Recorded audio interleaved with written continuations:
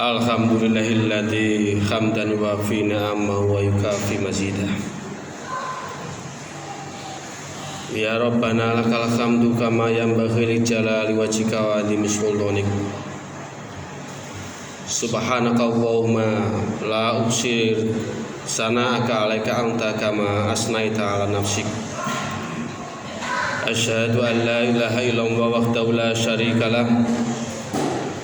Wa asyhadu anna sayyidana Muhammadan abduhu wa rasuluhu wa shafiyuhu wa khaliluhu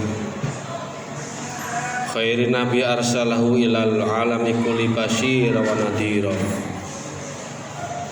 Allahumma sholli wa sallim ala sayyidina Muhammad wa ala ali sayyidina Muhammad sholatan wa salaman mutalazimaini ila yaumiddin, amma ba'd. Faya ayyuhal khadirun ittaqullah haqqa tuqatih wa la tamutunna illa wa antum muslimun. Wa qala ta'ala fi kitabil karim, a'udzu billahi minasyaitonir rajim, bismillahirrahmanirrahim. Laqad kana lakum fi rasulillahi uswatun hasanah, al-ayah. Shadaqallahul azim. Hadirin jamaah sholat Jumat yang dimuliakan oleh Allah. Marilah pada kesempatan siang hari ini kita senantiasa meningkatkan rasa syukur, rasa iman, rasa takwa kita kepada Allah Subhanahu wa Ta'ala, di mana saat ini kita masih diberikan nikmat terbesar, nikmat iman Islam, kesehatan, waktu yang luang, dan nikmat-nikmat yang lainnya. Salawat dan salam semoga tercurahkan kepada manusia mulia, role model orang-orang yang beriman, baginda Rasulullah Muhammad sallallahu alaihi wasallam. Mudah-mudahan kita hari demi hari semakin faham betapa inspirasi yang harus kita kejar dan kita cari dari profil baginda Rasulullah Muhammad sallallahu alaihi wasallam, menjadikan kita menjadi manusia-manusia yang lebih beruntung di dunia maupun di akhirat kelak. Hadirin jamaah sholat Jumat rahimakumullah. Islam memberikan pengakuan dan penghargaan yang setinggi-tingginya kepada orang-orang yang berilmu. Banyak ayat Quran maupun hadis yang disampaikan oleh baginda Rasul betapa derajat orang-orang yang berilmu dan beriman itu memiliki derajat yang tinggi sekali. Satu contoh dalam surat Ali Imran ayat 18, Allah Subhanahu wa taala berfirman, a'udzu billahi minasyaitonir rajim, bismillahirrahmanirrahim. Syahidallahu annahu la ilaha illa huwa wal malaikatu wa ulul ilmi qa'iman bil qisti. La ilaha illa huwal azizul hakim. Allah menyatakan bahwa tidak ada Tuhan selain Dia. Allah yang menegakkan keadilan. Demikian pula para malaikat dan orang-orang yang berilmu. Tiada Tuhan selain Dia yang maha perkasa lagi maha bijaksana. Di ayat selanjutnya, ayat 19, Allah Subhanahu wa taala melanjutkan firman-Nya, a'udzubillahi minasyaitonirrajim. Inna dina indallahil Islam. Wa makhtalafal ladina utul kitaba illa min ba'di ma ja'ahumul ilmu baghyan bainahum wa may yakfur bi ayatillahi fa innallaha sari'ul hisab. Sesungguhnya agama yang diridhoi di sisi Allah adalah Islam. Orang-orang yang telah diberi kitab tiada berselisih kecuali setelah datang pengetahuan kepada mereka karena kedengkian di antara mereka. Barang siapa yang kufur terhadap ayat-ayat Allah, sesungguhnya Allah sangat cepat berhitungannya. Dalam hadis pun banyak kita jumpai betapa Islam menghendaki umat Islam untuk menjadi orang-orang yang berilmu, untuk bersemangat dalam mencari ilmu. Sebagaimana misalnya dalam hadis yang artinya bahwa mencari ilmu itu adalah fardhu, wajib bagi setiap muslim maupun muslimat. Mencari ilmu wajib mulai dari buayan seorang ibu sampai masuk ke liang lahat dan seterusnya banyak sekali betapa Islam menghendaki umatnya untuk menjadi orang-orang yang berilmu. Hadirin jamaah sholat Jumat rahimakumullah.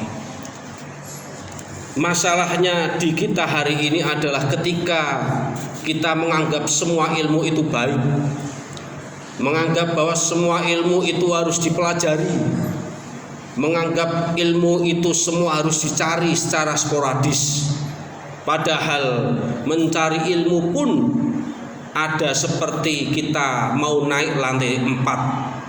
Harus tahap demi tahap, harus memakai tangga untuk mengejar ilmu yang ada di atas atau tangga yang ada di atas. Seperti itu pula lah ketika kita mencari ilmu, janganlah mencari ilmu yang sporadis. Seakan-akan ilmu semua harus kita kejar, seakan-akan ilmu itu semua harus kita fahami bahwa ilmu itu semua baik. Maka Hujatul Islam Imam Al-Ghazali memberikan 2 kategori ilmu, yaitu ilmu yang bersifat fardu ain dan ilmu yang bersifat fardu kifayah. Ilmu yang bersifat fardu ain adalah semua ilmu ad-din, semua cabang-cabang ilmu agama. Ilmu yang bersifat diniyah, keagamaan, maka semua manusia yang beragama muslim maka wajib hukumnya untuk mencari ilmu tersebut. Ilmu toharoh misalnya, bagaimana cara berwudu yang benar, bagaimana cara sholat yang benar, bagaimana cara berpuasa yang benar, bagaimana cara mengaji yang benar, dan seterusnya. Maka ilmu itu termasuk yang bersifat fardu ain. Siapapun diri kita, maka kita harus wajib hukumnya untuk mencari ilmu. Yang kedua, selanjutnya Hujatul Islam Al-Ghazali mendefinisikan bahwa ilmu itu ada yang bersifat fardu kifayah, sebagaimana hukum sholat jenazah. Ketika satu desa ada orang yang meninggal, tidak ada yang mensolati jenazah, maka satu desa itu mendapatkan hukuman dari Allah Subhanahu wa ta'ala. Maka sebagaimana itulah sama ilmu yang bersifat fardu kifayah. Ketika Islam membutuhkan seorang ahli dokter, maka satu daerah itu wajib harus belajar ilmu kedokteran. Ketika satu daerah itu tidak ada seorang ekonom, maka wajib hukumnya salah satu di antara satu desa tadi harus mencari ilmu ekonomi. Ketika satu daerah itu Islam membutuhkan seorang psikolog misalnya, seorang teknik sipil misalnya, maka hukumnya wajib di antara satu di antara penduduk daerah tersebut harus mencari ilmu tersebut. Memang di antara kita tidak harus semua menjadi dokter, Memang di antara kita semua tidak harus menjadi seorang ekonom. Memang tidak semua harus kita menjadi seorang teknokrat dan seterusnya. Maka karena ilmu-ilmu tadi yang bersifat fardu kifayah, harusnya di antara sekian banyak penduduk satu daerah harus berkewajiban untuk menggugurkan kewajiban atas hal-hal yang berkaitan dengan hukum fardu kifayah. Hadirin jamaah sholat Jumat rahimakumullah.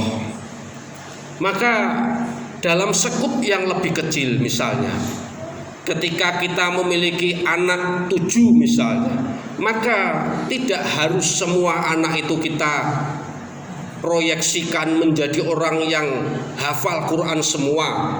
Tidak mesti kita proyeksikan anak 7 kita menjadi orang dokter semua, tidak. Semestinya kita harus memilih dan memilah antara bakat minat anak-anak tersebut. Anak si A bakatnya menghafal, maka didiklah anak itu menjadi orang-orang yang hafal ilmu, hafal Quran dan seterusnya. Seharusnya ada anak kita yang lahir menjadi orang yang ahli pakar dalam bidang hukum misalnya, pakar di bidang ekonomi dan seterusnya, karena ada ilmu yang bersifat fardu ain, ada ilmu yang bersifat fardu kifayah. Tentu semua ilmu yang disampaikan oleh Al-Ghazali tadi semuanya mendapatkan pahala tatkala kita mencari ilmu. Namun hadis Nabi SAW mengingatkan bahwa tatkala kita mencari ilmu karena untuk urusan dunia, maka kata Nabi di akhirat nanti tidak akan bisa mencium baunya surga. Hari ini banyak di antara kita mensekolahkan anak-anak kita, mengkuliahkan anak-anak kita hanya untuk urusan dunia. Entah itu urusan harta, jabatan, pekerjaan, gengsi, status sosial dan seterusnya. Bukankah tadi yang barusan khotib sebutkan itu semua adalah urusan dunia? Namun bukan berarti Islam mengajarkan umatnya untuk tidak mengejar dunia. Bukan berarti Islam antipati terhadap jabatan.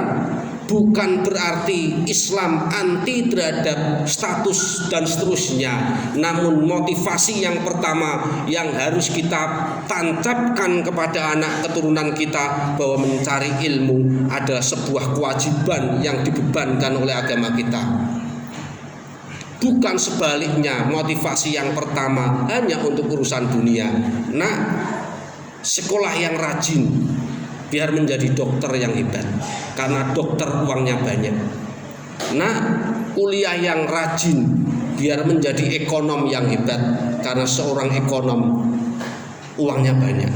Bukankah kita sama saja memberikan virus materialisme kepada anak-anak kita? Yang benar adalah berikan motivasi kepada anak keturunan kita untuk mencari ilmu, karena mencari ilmu adalah sebuah kewajiban yang dibebankan oleh Islam, supaya umat Islam menjadi umat yang terdepan, umat yang menjadi produsen, bukan menjadi umat yang menjadi konsumen dan seterusnya dan seterusnya. Mudah-mudahan Allah Subhanahu wa taala memberikan kita kemudahan dalam memberikan kebermanfaatan motivasi kepada keturunan-keturunan kita, dan semoga Allah meridhoi segalanya. Amin. Allahumma amin. A'udzubillahi minasyaitonirrajim. Bismillahirrahmanirrahim. Wal asri innal insana lafi khusrin illal ladzina amanu wa amilus solihati wa tawassaw bil haqq wa tawassaw bis sabr wa qur rabbi fir warham wa anta khairur rahimin.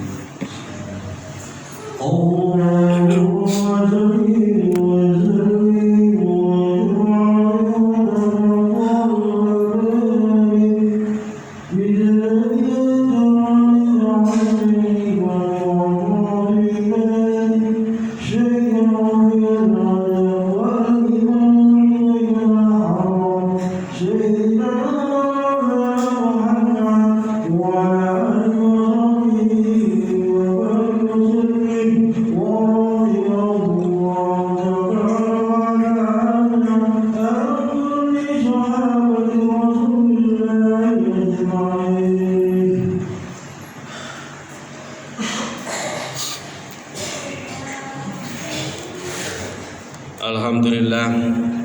Alhamdulillahilladzi an'ama alaina bi ni'matil iman wal islam.